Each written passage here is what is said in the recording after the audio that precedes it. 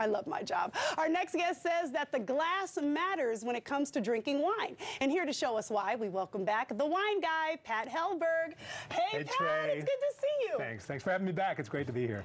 Okay, you have to tell me why glass matters, because I have no idea that it does. Glass does matter. It makes a big difference, and because, ask you a question. Okay. What's the #1 most important factor when it comes to you tasting wine?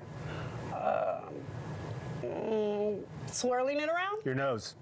Oh, Your nose. so The sniffing aroma, the bouquet, the fragrance in the wine goes so much further, believe it or not, than the taste buds in your tongue and your mouth. Did not know that. So that's why swirling. Very good, Trey. You've been swirling. See, That's good. I learned from the last time. Swirling exposes that oxygen in wine thing and just gets those aromas going, so swirling is very important. And in the same manner, that's why wine glass shape is important. Now, wine glass manufacturers have come up with dozens of shapes and sizes of wine glasses, and you really don't need dozens. You need, I'd say, 2.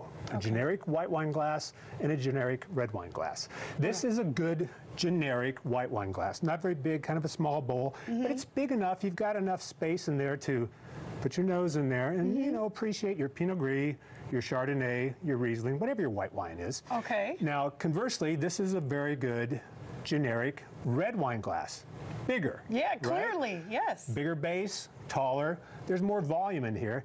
And red wines are more complex. There's more going on in a red wine, generally speaking, than a white. So to take advantage of that complexities and really appreciate it, of the Syrah and the Cabernet and the Zinfandel, you need a little bit larger area. So swirl here and put your nose in there and, you know, makes that great. Now, if you want to go with you can get by with these 2. These 2 are fine. So these are like staples. Staples. If you want to go with one more, we are in Oregon. Pinot Noir, very popular grape here. Yes. This glass shape, very good for Pinot Noir. It's wider still, tapers up kind of dramatically, but swirl it, take a sniff, and see if you don't think that intensifies the flavor of Pinot Noir. Pinot Noir in general is a little more delicate wine, so this shape and this design helps you appreciate the aromas of Pinot Noir even more. But how so? I mean, what's the difference? So the fact that it goes narrow up at the top does what exactly? Do you know? It intensifies those aromas and puts so them it brings closer it, to concentrates them a little. Absolutely, yeah. I know a little science. And it's got a smaller rim, so you're not taking as much in as you would with a Cabernet or a Syrah. Can I sip it yet? Just drink some, please.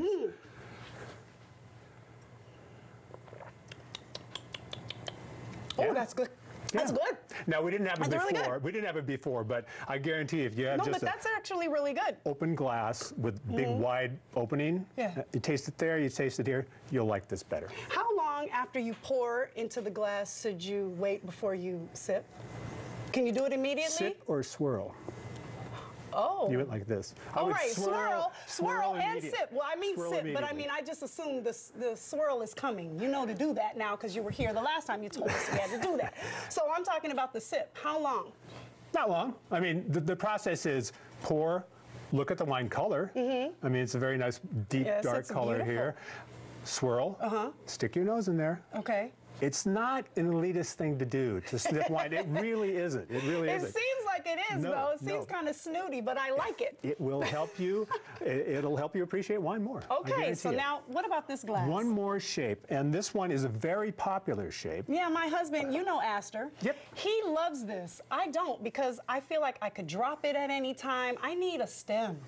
Well, a lot of people, it's better to drink wine out of a glass with a stem, and I'll tell you why. This is very popular. The reason I think it is because it's so convenient. People can stack it in their dishwasher easily, and it certainly takes up a lot less shelf space because it doesn't have a stem. The good thing about this wine is it does fit in your hand well. The bad thing about this wine glass is it fits in your hand well, and your hand works as a heating pad, and it doesn't take very long at all for your hand to heat up the red or the white in here, and warm red, warm white, not good. So it's a great package, and a lot of people have them. It's not the ideal wine glass. Because I knew I was right. That was your long way around you saying I was right, Astor's wrong. I love you even more. Trey was right. Okay, so it's October, and Halloween's coming up. All year long you hear people talk about wine pairings with food. Right, yeah. You know, wine and cheese, wine and red wine, or excuse me, wine and red meat, wine and fish. Correct. We're talking about wine pairings and Halloween candy. What? Believe it or not, it does work. Come on now. We've been working in the office the last couple of weeks with candy and wine pairings. Somebody had to do it, so we did. Such a dirty job, Pat. So we came up with 3 very popular Halloween trick-or-treat candies, M&M's, Kit Kat, and Reese's Cup, and we found 3 pairings that we think work. We're going to start. So this is mainly for the people who are giving out the candy, trying to get through the night. That's what you told me, which I love that idea. That's one option. Okay. We're going to start out with M&M's. All right. So what should I do? And Zinfandel. You always try the candy first. Okay. And then wash it down with some wine. Okay. Swirling. Swirling, very good. We've got a Ghost Pines Zinfandel, a little Halloween reference here, Ghost Pines. It's a nice middle-of-the-road Zin. And what we found in our less than scientific tasting in the office was the Zin has some rough edges and maybe a little bit of tannin on its own. The chocolate in the M&M smooths out those rough edges. It really does. It really does. I almost didn't even feel anything going down. I mean, there was a liquid, but I didn't really... Kind of dangerous, isn't it? Very. Watch out opening the door on Halloween night with this. Okay. I don't think the Zinfandel makes the M&Ms any better, because M&Ms are great on their own. But I do think the M&Ms make the Zin better, yeah. That's why I tasted it without the M&Ms. Definitely, they need to go together. Great. For this. Okay, so moving right along, this is a fun one. Sparkling wine and Kit Kats. Sparkling wine? We can't call it champagne unless it actually comes from the Champagne region of France. Yeah, that's against the law. So this is Argyle sparkling wine. It's a terrific $24, $25 sparkling wine. You can find it all over town. Local product out of Dundee, down in Yamhill County. And what we found was, okay, Kit Kat does have chocolate, it does have sugar, but the wafer's kind of airy, and then the airiness of the sparkling wine, because of the effervescent, we thought was a really nice match. That's actually really good. I wasn't a believer, but now that's actually really good. I'll let you know though. We'll see if you hit it all the way home with this last one. Well, this was a tough one because Reese's Cup has 2 dominant flavors. Yes. Right? You got the peanut butter and your chocolate. So we had to do a little experimentation, but we landed on Pinot Noir and Reese's Cup. The Pinot we have here is another local product, Willackenzie, Giselle, 2014. It's out of Oregon.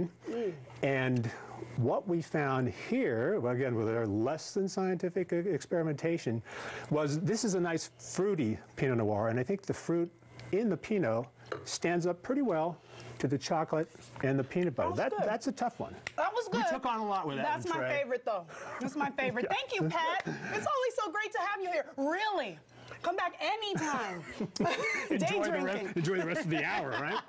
Thank you so much. We're going to have more information about Pat the Wine Guy for you on our website at KATU.com.